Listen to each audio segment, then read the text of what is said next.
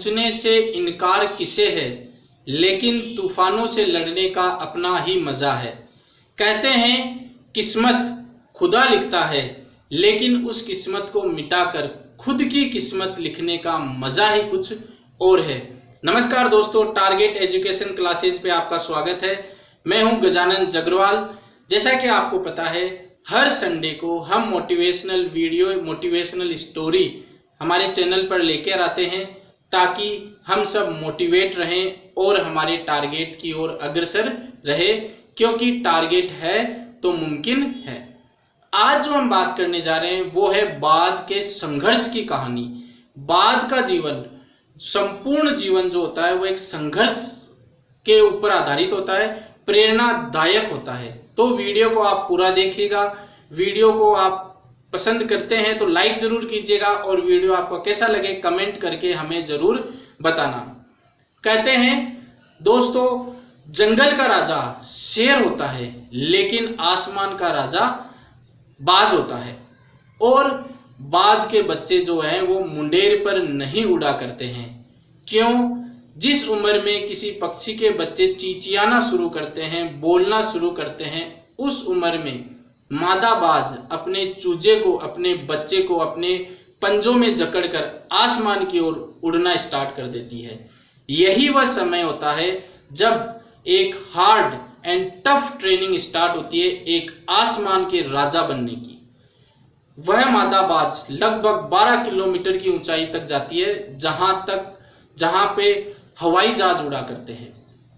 और 12 किलोमीटर की ऊंचाई पर जाकर वह अपने पंजे को आजाद कर देती है और जो बच्चा है उसके अंदर वो नीचे की ओर गिरने लगता है। उस बच्चे को पता भी नहीं होता कि उड़ना क्या होता है। वो 12 किलोमीटर की ऊंचाई से नीचे की ओर गिरने लगता है।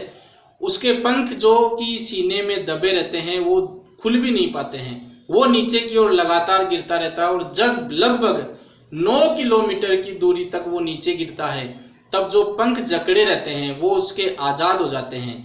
लेकिन उसको उड़ना नहीं आता है, उसको पंख फड़फड़ाना नहीं आता है। वो अभी भी नीचे की ओर गिरता रहता है। और जब महज धरती के सरफेस से, धरातल से 400 या 500 मीटर की दूरी बचती है, तब अचानक से नीचे पीछे से एक पंजा आता है और वो वापस उसे जकड़ लेता है। वो पंजा होता है उस बाज के बच्चे की माँ का, जो उसके पीछे पीछे आ रही होती है, क्योंकि उसको पता होता है अभी ये पहला चांस है, ये उड़ना नहीं सीख पाएगा। तो वो सिखा भी रही है और वो बता भी रही है, वो कोच का काम कर रही है। ये एक बार नहीं होता है, ये तब तक रिपीट होता रहता है जब तक कि वो उड़ना नहीं सीख पाता है। और जब वो उड़ना सीख जाता है तब हमें मिलता है एक आसमान का राजा, जिसे कहते हैं बाज। बाज के जो संघर्ष की कहानी है वो यहीं पर ही नहीं खत्म होती। बाज की जो औसतन उम्र होती है वो 70 साल तक की होती है, लेकिन 40 साल की उम्र तक आते आते उसकी चोंच जो कि एकदम तीखी होती है, वो तीखी नहीं होकर आगे की ओर बेंड हो जाती है, आगे की ओर मुड़ जाती है। पंजे जो होते हैं वो भी आगे की ओर मुड़ जाते हैं और लचीले हो जाते हैं। पंख थोड़े मोटे हो जाते हैं, भारी हो जाते हैं। तो जिस चोंच से वो शिकार करता था उससे शिकार नहीं कर पाता, जिस पंजों से वो शिकार को पकड़ता था उस पंजे से वो शिकार पकड़ नहीं पाता, जिन पंखों की मदद से वो आसमान की ऊंचाइयों तक उड़ा करता था उस ऊंचाई तक अब वो नहीं उड़ पाता। तो दोस्तों, इस अवस्था में बाज के पास केवल 3 ही रास्ते होते हैं, 3 ही ऑप्शन होते हैं।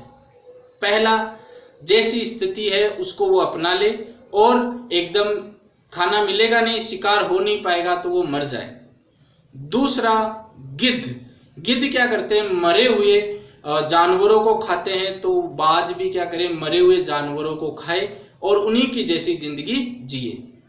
तीसरा, जो कि काफी खतरनाक संघर्षपूर्ण रास्ता है, जो कि बाज चुनता है।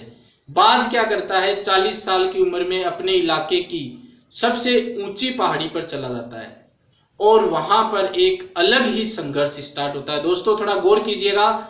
जिस चोंच से वो शिकार किया करता था उस चोंच को चट्टानों पर दे देकर उसको तोड़ देता है देखिए हमारी अंगुली जब ऑलपिन भी हम उसमें चुबाते हैं तब हमें दर्द होने लगता है। वो वहां पर बाज चट्टान से टकरा टकरा कर अपनी चोंच तोड़ देता है। फिर ऐसे ही प्रोसेसिंग करता है, वो पंजे भी टकरा टकरा के तोड़ देता है। फिर कुछ समय बाद जब चोंच उसकी आती है तो चोंच से कुतर कुतर के अपने पंखों को भी वो हल्का कर लेता है। ये प्रोसेसिंग 1 दिन की नहीं, 2 दिन की नहीं, 3 दिन की नहीं, लगभग 150 दिन यानी 5 महीने की ये प्रोसेसिंग है। 5 महीने का ये दर्द है, 5 महीने का ये असहनीय कष्ट है।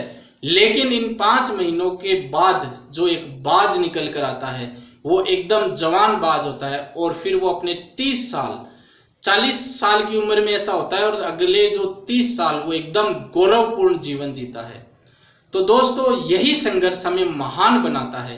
संघर्ष ही व्यक्ति की पहचान होता है। जिसका संघर्ष महान होगा उसकी जीत भी शानदार होगी, दुनिया भी उसको सलाम करेगी। दोस्तों दर्द सबका एक है लेकिन हौसले सबके अलग अलग हैं। कोई हताश होकर बिखर जाता है और कोई संघर्ष करके निखर जाता है। दोस्तों संघर्ष कीजिए और संघर्ष तभी होगा जब हमारा एक लक्ष्य होगा। सबसे पहले एक लक्ष्य चुनिए, चाहे आप 10th क्लास में हैं, 12th क्लास में हैं या फिर किसी जॉब की आप तैयारी कर रहे हैं। एक लक्ष्य लीजिए और उसके संघर्ष कीजिए उसके लिए, क्योंकि संघर्ष ही आदमी को महान बनाता है। ऊंचाई तक वही पहुंचता है जो बदला नहीं बदलाव लाने की सोच रखता है। इसी के साथ आपको बहुत बहुत धन्यवाद। वीडियो आपको पसंद आए तो लाइक जरूर कीजिएगा। धन्यवाद।